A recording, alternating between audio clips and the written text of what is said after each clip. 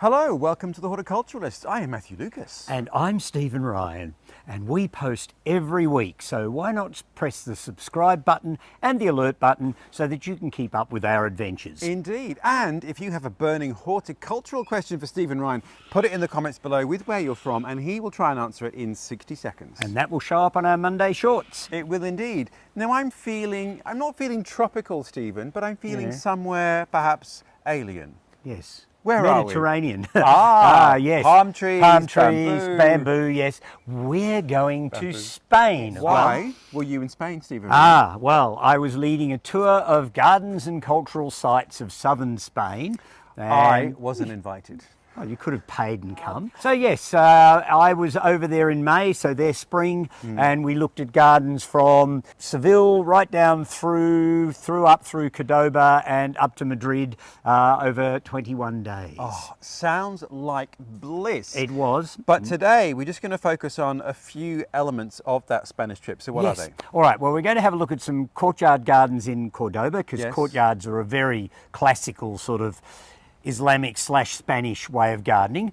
We're going to look at some authentic Islamic garden, and we're also going to look at how gardens morphed into a slightly more Baroque style. So sounds dull. Yeah. Who doesn't love morphing Baroque? Yes, well, exactly. So we're going to look at some of these older formalised gardens of Spain and see if we can pick up some things that we might be able to use. Because I was going to say, everything that we've seen, there are elements in each of these garden types that are still very relevant. The first really being the courtyard patio garden, because I live for things in pots. So without any further ado, let's go over and just begin looking at your patio gardens. What a good idea. All right, Stephen, firstly, where did you go first? All right, well, we visited the courtyard gardens of Cordoba. Now, Cordoba has an annual event, so people put a lot of effort into their courtyard gardens. They're judged, they win prizes, and they open up their courtyards, which is interesting because it's in the middle of their homes, so therefore it's quite a normally private space that people never get to see, and you can come along. It costs you nothing. You can throw a coin in a bowl if you wish to do so, and people come from all over Spain to have a look at these courtyard gardens. And I'm looking at these and just loving it. I don't know what it is about the courtyard garden. Maybe because it's enclosed and it's private and it's safe. I don't know. I've always loved them and find them so romantic and intriguing, even though there's not much space. No, in fact, you know, these are city gardens, and the houses are built one against each other, so they don't have a front garden, they don't have a back garden, but they have a courtyard in the middle. And so that's their whole entertaining space outdoors. Sometimes they put a shade cloth across the top of it to keep the heat out in the summer. And instead of having a lot of things at ground level, they have things up the wall. So they have pots, sometimes repurposed things, but sometimes specific shapes and forms of pots, often in specific colours, so people will coordinate their pots and have specific colours. That's not my thing, but okay. Yeah, but it's fabulous, and I mean, they spend a lot of time organising watering systems, so they have hoses with long poles that they can hold up to water high up. Because this is the thing about green walls, is that I think unless you're basically in a tropical environment, they take a huge amount of maintenance, even if it's just a row of pots up the wall. Yeah, well, this can in fact take quite a bit of maintenance. In fact, I don't think the people of Cordoba actually worry about the maintenance that's involved. It's all part of the fun of it. Yeah, you know, because they don't have big gardens. They only have these little courtyards. And so they have the time and energy to put into their plants. They'll go out of their way to get interesting plants so they can compete against their neighbours. Like all horticulturists. Yeah, sometimes spend quite a lot of money on some weird, rare thing. Horticulturalists. Yes.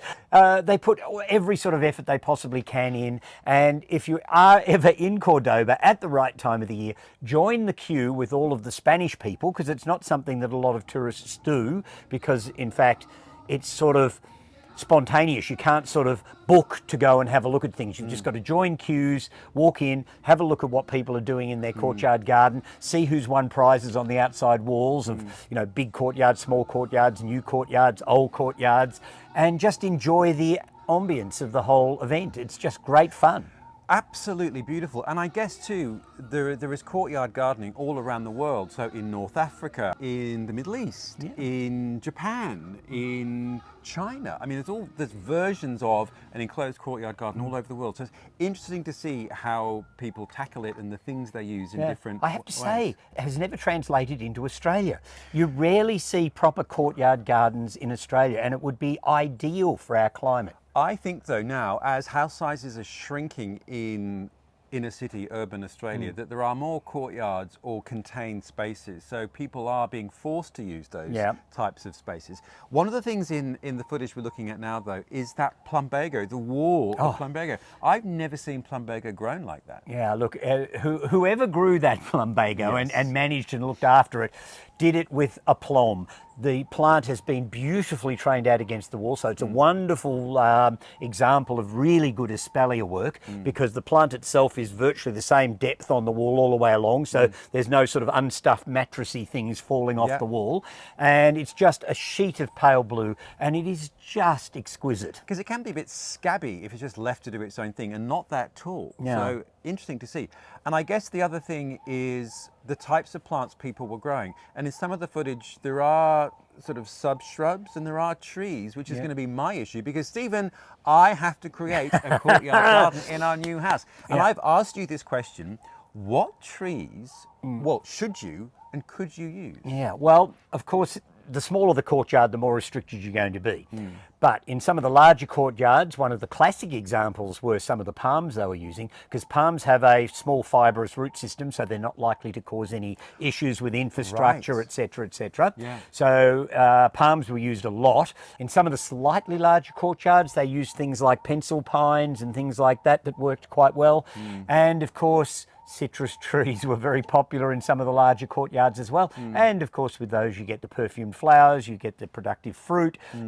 So there's a lot of extra bonuses to being able to use something like that. And you had suggested for me malice as well. Yeah, some of the smaller crab apples and things could work quite well in suburban Melbourne, particularly if they're not too spready and the courtyard's at least a reasonable size. And so, you know, the options are really actually quite broad. Bamboo, because bamboo can be containerized and quite a strong vertical. Yep. But what about general tips then for pot culture? So let's say you've only got a little bit of bare soil and most of your growing is going to be in pots and containers like we saw in Cordoba. What are some key things to remember about what to choose and how to grow? Yeah, well, one of the things they, of course, do in Cordoba is they don't recycle their plants. They plant fresh ones every year. So a lot of those pots haven't been carried over from one year to the next. They'll have their red geraniums or petunias, all that sort of stuff.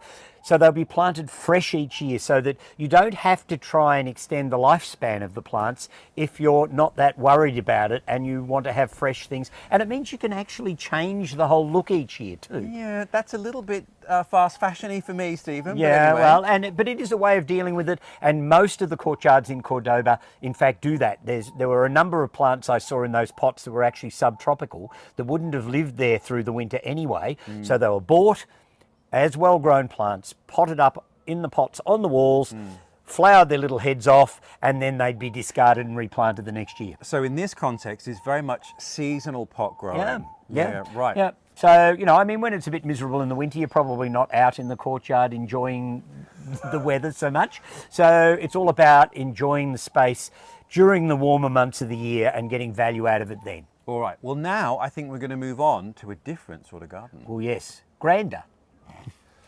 Wow, here we are, once again in your courtyard, but by water. Yes. Why is water important, Stephen? Well, certainly in the Islamic gardens, of which Spain is famous, I have to say, it was a really seriously important component of any Islamic garden. It was generally put in a formal way, so it was either a long canal of water or it might well have been a small circular pond of water because it was one of the major elements in the paradise style garden. Yes. So they use it a lot. It tends to be quiet water as a rule. So that was the interesting thing. Why is it not bubbly fountain, trickly water?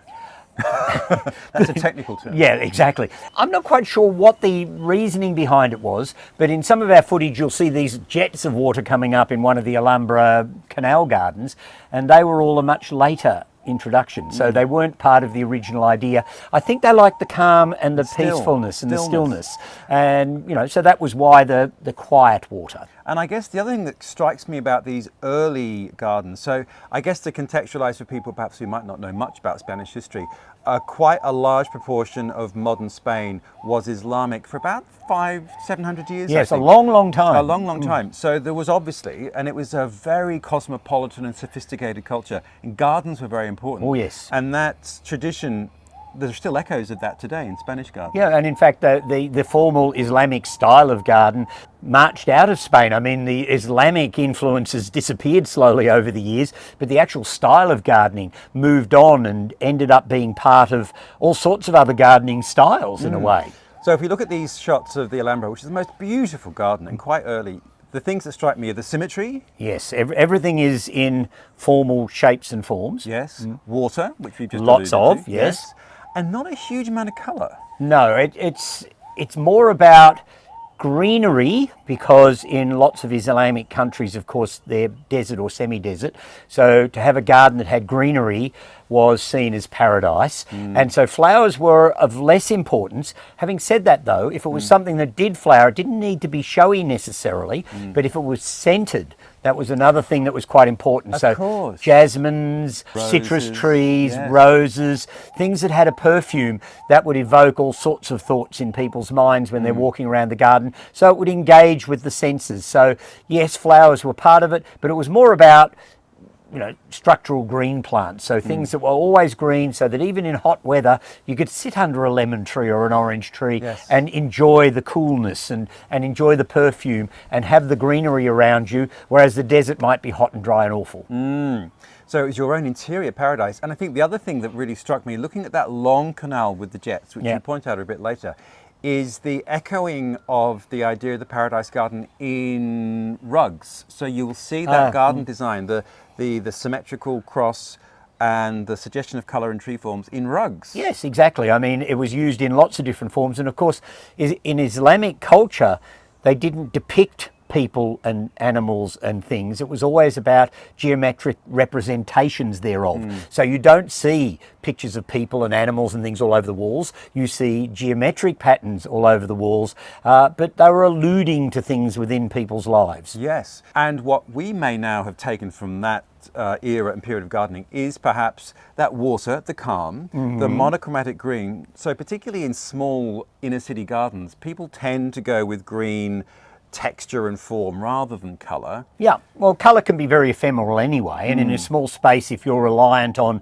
something to flower and it only does so for 3 or 4 weeks in the year, then you're not really getting the value out of the space that you should. So sometimes you're far better to engage with greenery, like I have behind me here, which will give you at least 9 months of the year if it's something that dies down or is deciduous, and certainly 12 months of the year if it's something evergreen. Yes. The other thing that we sort of tend to take for granted because they're necessary elements, but in the Islamic style gardens there were always nice, firm, hard surfaces with ample space for people to promenade and walk and enjoy. Which they still are, as we can see. Yes, that's right, exactly. In fact, more and more people are promenading every day. And of course, the areas were normally walled in so that you had this protective feeling. You weren't exposed to the wilds. Because, of course, the wilds were scary to humanity because there were wolves there and nasty animals and things. So walls were important to give you that sense of security and therefore a paradise garden.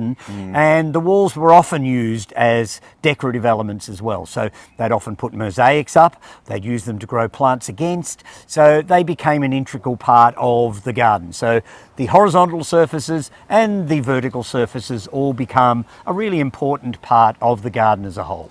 Well, I loved these gardens. I love the history of it. Interesting thing of how some of those key design elements are still practiced today. Exactly. I guess one of the things that is so fascinating is to see how those elements of garden design we still use today, but also how they morphed in Spain into something else. Exactly. And we're going to visit a Baroque garden. Let's go. Well, this is the closest we can get to Baroque formality, Stephen. Right? Well, I'm Baroque, so I can't get that sort of formality. Where's the 20-foot fountain? Yeah, well, exactly. I don't have one. Now, where are we now? All right, well, we've gone to a royal garden, Ooh, not terribly far out of Madrid, called La Granja, and I'm not sure I got my La pronunciation. Granja. Now, I used to live in Madrid, and I went to that very garden, but many moons See, ago. you didn't need to go with me after all. And this is taking that whole formalised garden to a larger, grander sort of thing to show off one's wealth and importance. And I guess the interesting thing is, you were saying about the earlier gardens is they were very internal. It was about a safe space surrounded by a building or a wall. Here, it's the complete opposite. It's turned inside out. It's all about showing everyone your control and your wealth. And of course, doing it on a grand scale. So, to wall a garden like that would be somewhat impractical. So it's all about what you could show off. So they still used the formalised water features. That tended to be a common occurrence. And big circular ponds. And of course, then they took things in the Baroque direction. So sculptural elements and curlicues and all sorts of weird stuff goes on. But still, the straight lines, the avenues, the clipped hedges, the almost monochromatic still, so lots of green, not much colour. Yeah, and in fact, this particular garden, there is quite a lot of fighting going on about because it's been layered over quite some time. So there's a lot of trees and plants that were put into this garden, which probably in the early days would have just been open spaces to show off space, because that was seen as value. And some of those big trees, they're sort of eyeing off and saying, well, really, should they be there? So I actually have the attitude that a garden is an evolving space. So sometimes you've got to engage with its history in different eras and keep the eras going together, because if you try and take it back to the original, you destroy an awful lot of history and important potentially plants. So it's an awkward situation, but it still has that grand look. And I guess we can see from these images, it was all about framing vistas of the palace too, so that you could really see who was in control and what the power was.